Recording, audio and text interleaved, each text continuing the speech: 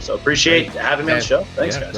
That's awesome. That's awesome. So beginning, why don't we just go ahead and tell me who you are, what you are, where you came from, and we'll go from there. Yeah, man, I'll jump right in, keep the initial part short, and you guys can take it where you'd like. My name is Aaron Hageman. I'm the owner and CEO of Delviery Drivers Incorporated. It's affectionately known as DDI. My company, we're in Southern California in Orange County, again, Irvine specifically for what it's worth there. But we run our program for human resources support for 1099 driver networks for 25 years now as we head into 2021. And we do it nationwide. So we support lots of different delivery programs as a third-party HR partner. And candidly, guys, in a nutshell, we're in DDI, my company, we're here to make sure that it's done right. We look at the driver first. I was a driver in college, 1099 driver. Half of my senior staff are all drivers at some point in our careers. And it's really, we support the freedom and independence, and it's about supporting the drivers and the businesses that we work with, lots of different types of companies, on running these 1099 programs right. Okay.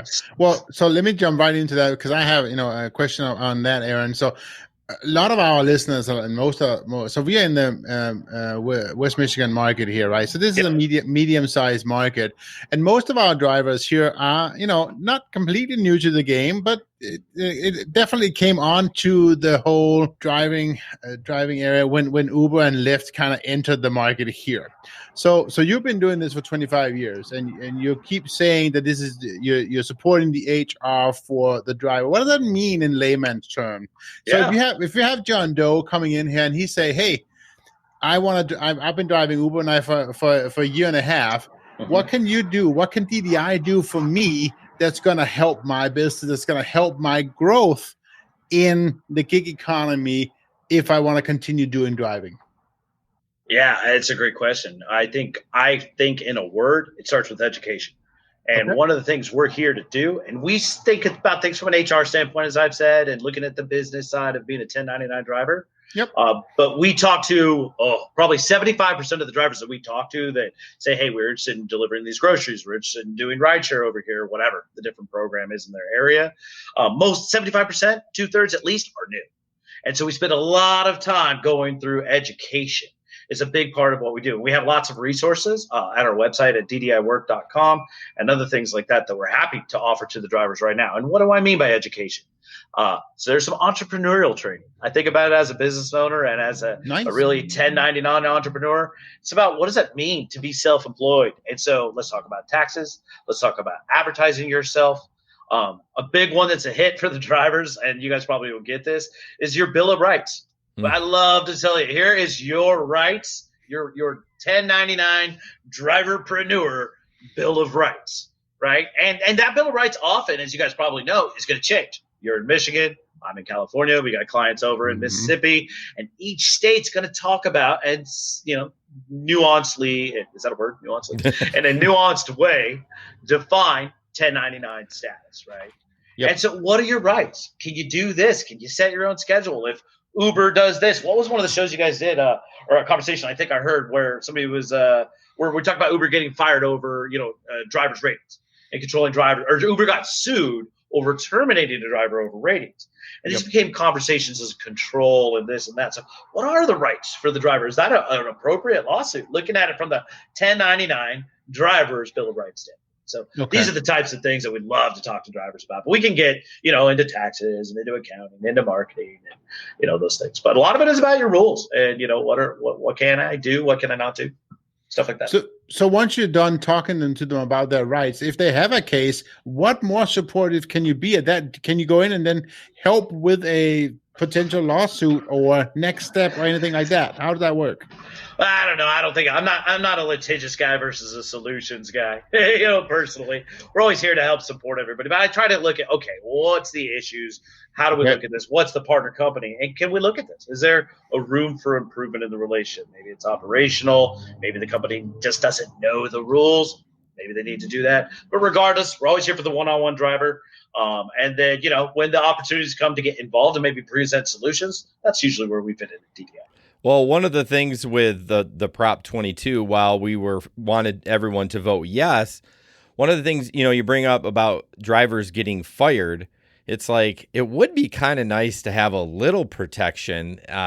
You know what I mean? But I also want my freedom too. So it's kind of one of those weird things of like, it's that trade-off. Yeah, right? I mean, because if you're a W-2 employee, you get fired. Yeah, you're at will. But if it's a wrongful termination, you do have some recourse in the legal aspect. You don't really have that with Uber and Lyft. I think that's somewhat of a misnomer. I saw a really crazy ad living in California where I got a lot of the advertisements. I know you guys shared some on your show.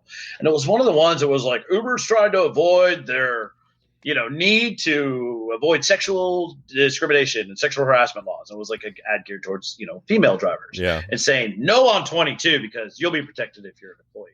And things like that aren't true because they can still sexually discriminate against a 1099 worker. Right. And you can still sue them for that. You can still have a wrongful termination. At my company, we've been involved in supporting, whether documentation or otherwise, wrongful termination claims around discriminated against as a 1099 driver, or once there was an anti-Semitic claim, and turned out not to be the case, of course, but where the driver said, hey, this is a wrongful termination. I know I'm 1099, but this is why, and it's not fair.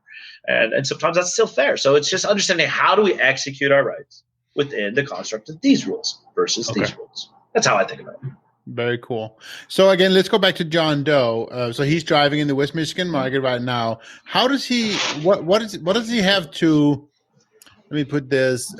How does he get access to the DDI network, to the DDI resources? Is there a cost for that, or is that something you're just giving out because you're a friend and you're nice, or how is that? No, a lot of the resources we have in terms of like placement and things like that, actually to the driver, are geared towards zero cost. I am not, from a business standpoint, I hate being nickel and dimed. Sure. We don't do it on that side to our side. So one of the first things first is a driver calls us and, our question is, hey, Jason, where do you live?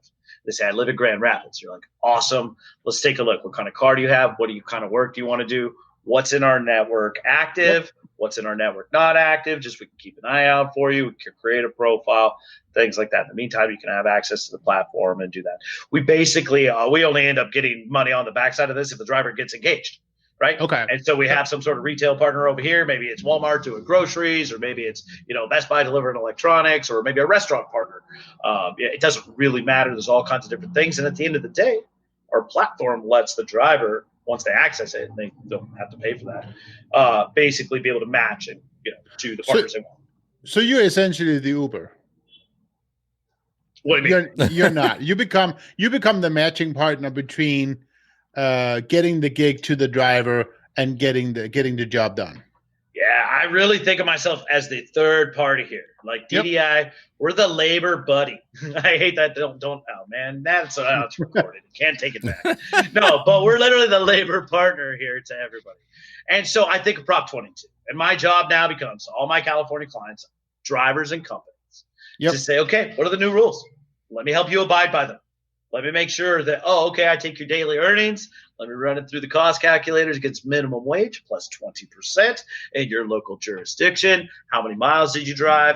I'll make sure our system collects the data points, and we run your accounting for you, give you your 1099 statements, all your P&Ls for your taxes at the end of the year, everything you need. We're just built to do all of this right, from an onboarding, accounting, and even some of the risk management insurance programs correctly. So they are actually they are contract workers for DDI.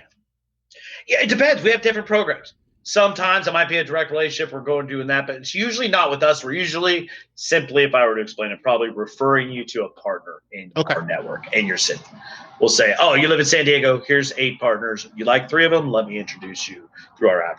Okay, so for a driver that's just doing, let's say, Lyft, you don't really support that as far as, or do you? You're just not getting any money on the back end because they're only doing Lyft, right? Is that what you're? Yeah, no, like Lyft is not an active partner to ours, right, in this case, right? But no, we still have resources for that driver.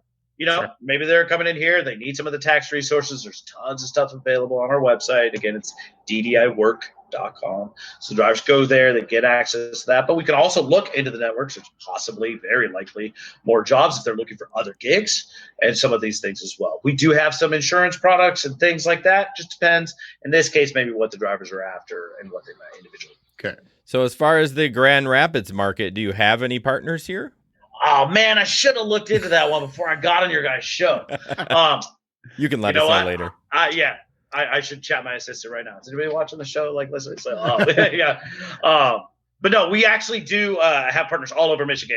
I'm happy to follow up. I'd have to look into specifically, the area. It's everything from automotive delivery we support to grocery to food to whatever. Yeah, because I think a lot of people are trying to, when we first started this podcast in 2017, it was just rideshare. I mean, it wasn't really anything else. And obviously we actually rebranded. We were the GR Rideshare Adventures and rebranded to the gig economy just because there's so many more gigs. So, and as a full-time gig worker in the winter, I will be happy to know about any more extra gigs out there.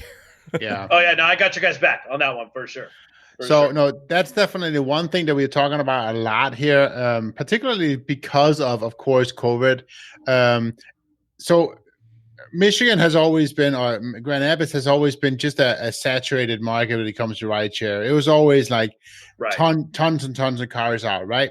And so for the part-timers, most of the part-time rideshare drivers, they're just weekend warriors, and they drive Friday and Saturday night, and that's really all they want to do. But for the full-timers, it was always you had to know the exact times to drive and all that stuff to really make it worth it. Now, because of COVID, it's so overly saturated that there's just no jobs. I mean, there is some, of course. There's some drivers that's doing well always, but then there's the drivers that there's just not enough people to take around, right? So people can sitting around on the road and be doing nothing in like 2 hours or whatever. And so we talk about buckets a lot. It's always good to have an extra bucket of things to do while you're out there doing full-time gig. And it seems like you guys and DDI fits really well in that scenario. Yeah, absolutely. Because when I think of this conversation and what's the gig economy mean, of course, people as a product that needs to be delivered are one of the things. You guys started with rideshare. I get that mentality, but then it's like, well, what else do we have?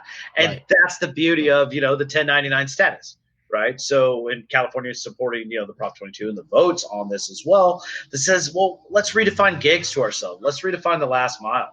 So many brick and mortar businesses, not just because of COVID, but COVID has 100% accelerated the conversation. Yeah. Yes. Right. But so many brick and mortar businesses have been trying to solve, like, how do I get this to you, my products, whatever that product is, to you for a while now. Mm-hmm. And, maybe it was with Amazon as partners, but more and more people are like, how do I do this? I mean, what's the newest sector for us in the delivery space that we see a lot is convenience store delivery. Those three words are now a thing. Whether it's 7-Eleven or Dollar General or GoPuff or these types of concepts, right? It's alcohol, it's a convenience store. And like, oh man, and here it is. Like, our corner liquor markets have to figure out how to survive and bring us booze because we have to. Not concept. Yeah, the GoPuff was supposed to launch here in May this year in Grand Rapids, but then the pandemic happened and I haven't heard hide nor hair. But I saw that was going to come, and for two reasons. One, I wanted to do it because, my accountant hates me, man. I go, when he sees all my 1099s, he's like, okay, another $25, another $25. Like, I got like 10 of them.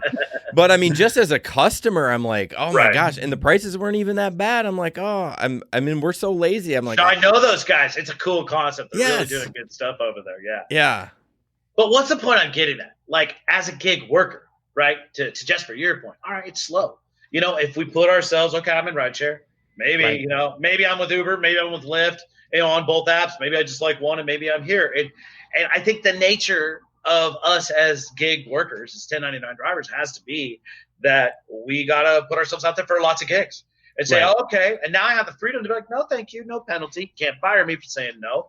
Don't wrongfully terminate me for that because it's my right. I don't want that job. No, thanks. And I got this. So again, I have a list here in front of me and I'm like, it's grocery, it's people, it's prepared food, it's boxes, it's radios, it's whatever, and it's like, where do I sign up for all the gig apps? And so I think looking and considering that from a driver perspective, that way is a good way to look at it. And hopefully then you start to piece together the ones that work for you, your individual lifestyle, your schedules, delivering people to the airports in the morning and, foods to offices during the lunchtime. So does DDI fit into that bucket where you are like when you're out on the road anyways, you can happen to pick up a DDI job? Does that work that way? Yeah, I mean, not necessarily. We're not pinging our drivers live, like in that Right. context. Here's That's a job, right. here's a job, here's a job. It's more about, oh, we have partners in your area. We're helping you with these different programs, stuff like that. Yep. And the partners might then ping you with a text message or whatever while they need it. Okay. Yep. We can get you integrated onto those apps faster, right? So if you're an approved driver on our platform, I've got your criminal background check. I've got your MDR already from whatever state's in there. Okay. Now it's like, oh, you would like to deliver groceries with Walmart? Like, whoop, like here it is. Like you're already approved. You're up in the app. It's so that onboarding process can be ideally with an integrated partner of ours a little bit quicker.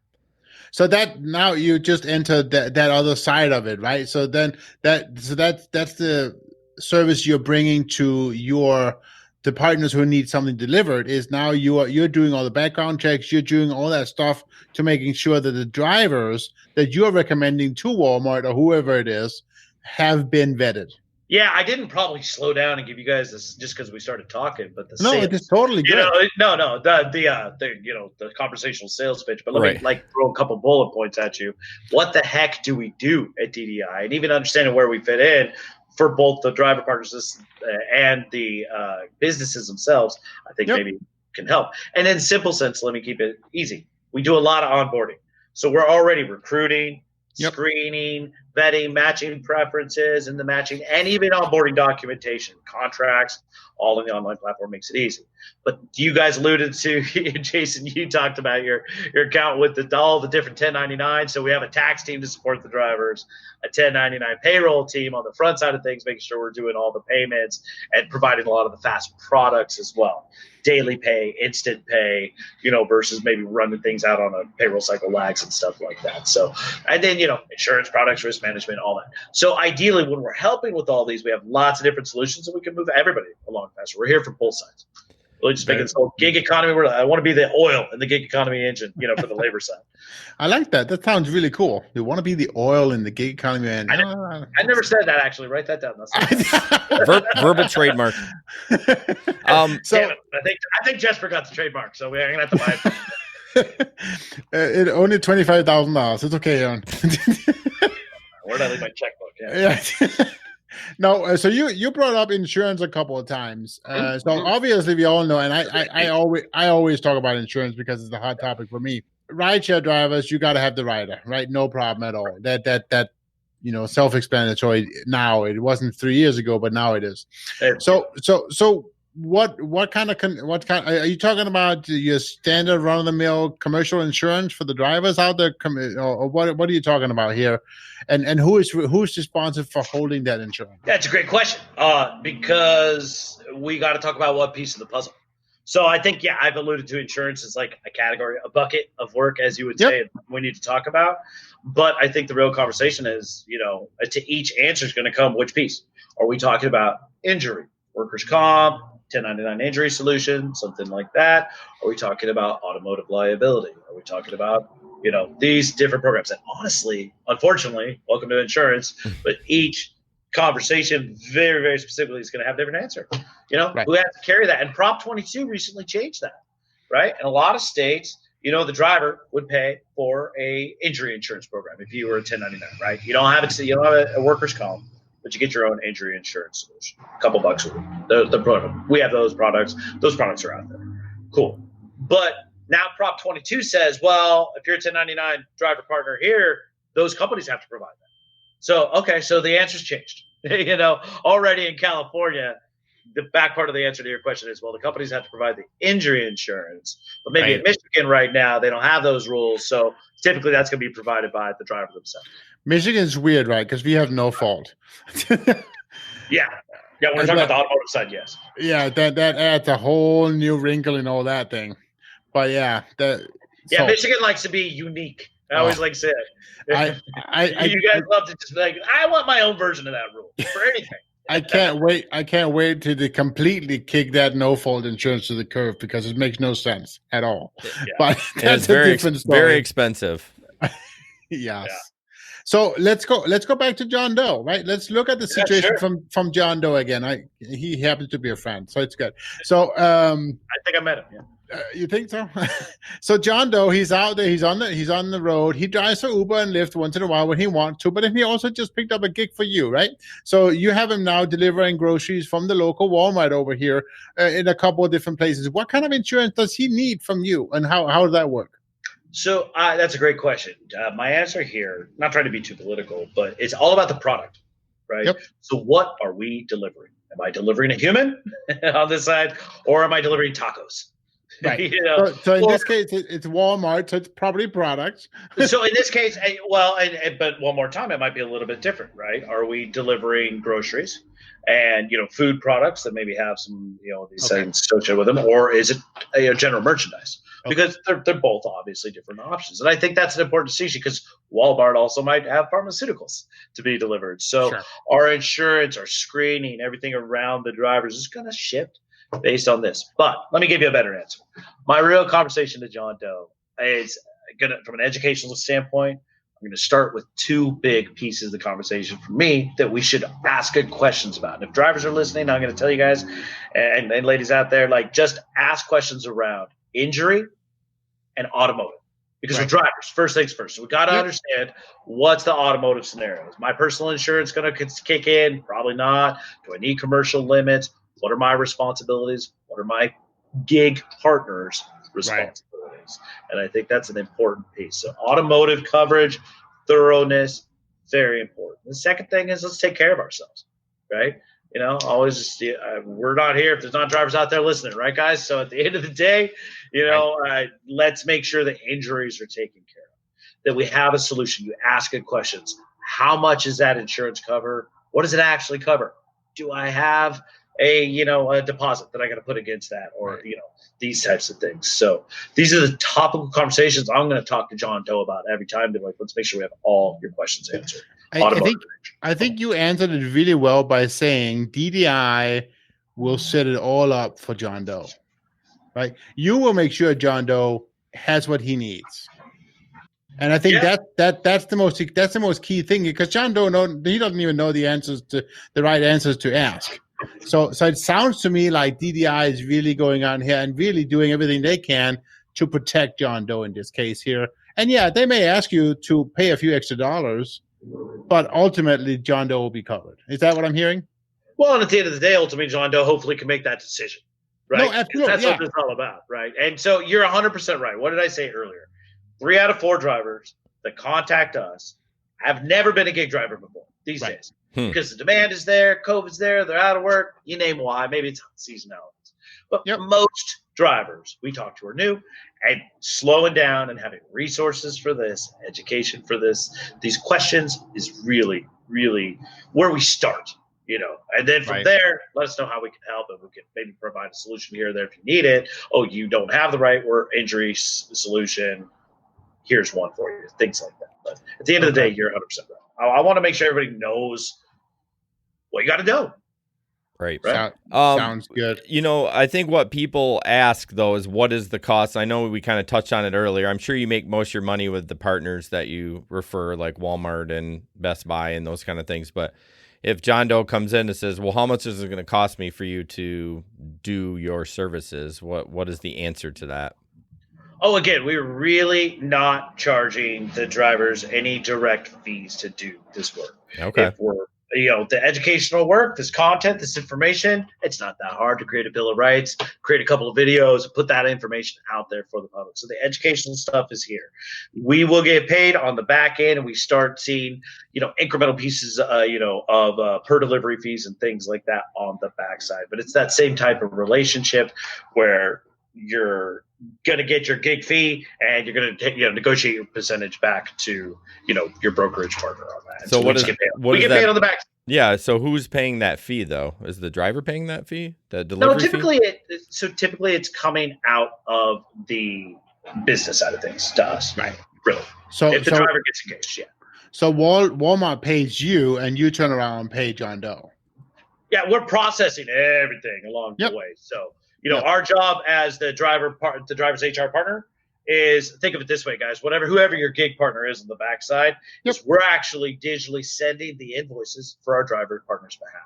So we're saying, hey, gig partner, my driver partner, hey, company, my driver partner Jesper did 10 jobs yesterday, and each job was worth $100. So I need his $1,000. We send him the invoice. We take it. We itemize all the expenses, whatever the drivers have in there. If you paid a fee, brokerage fee to them, we itemize that for your taxes so you can write it off.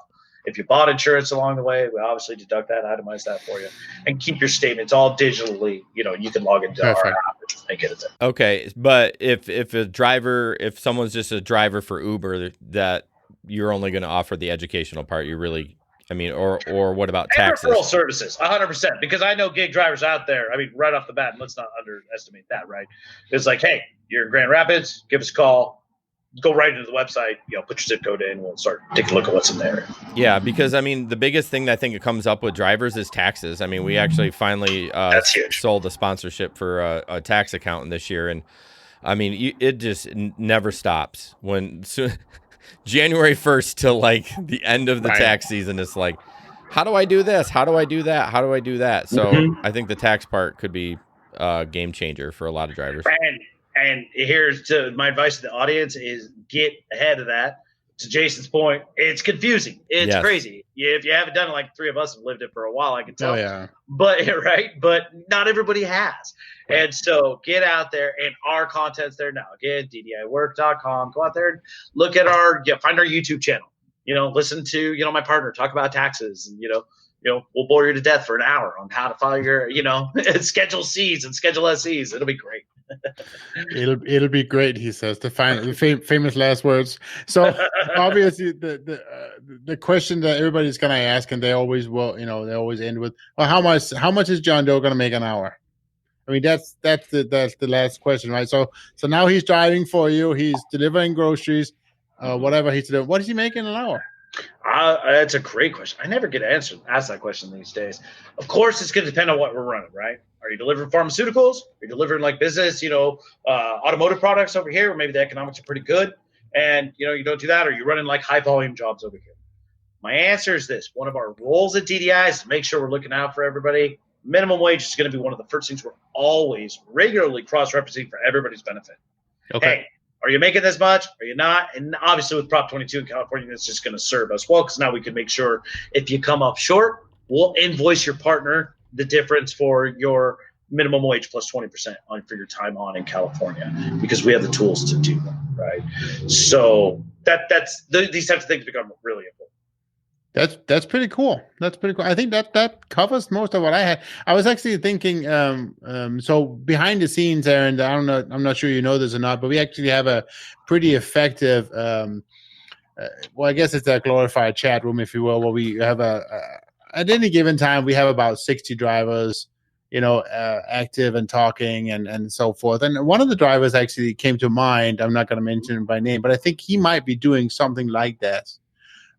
Maybe not DDI, but it's a regular delivery job where I think he's still a contract worker, and so I think this fits this model pretty well. But again, I can't be sure, of course. But this is really cool. I think what you build. How long have you been working on this? Well, we've been in business since 1996, actually. So yeah, will be heading into year 25. We really started in the restaurant delivery space. A lot of the, helped build the third-party restaurant delivery, built the DoorDash and Grubhubs of the world before there was DoorDash and Grubhubs of the world. So really 1099 networks in the delivery space and food is where we came up in the 90s. That was kind of our first 1099 kind of niche, if you will. But these days we support driver networks of all kinds.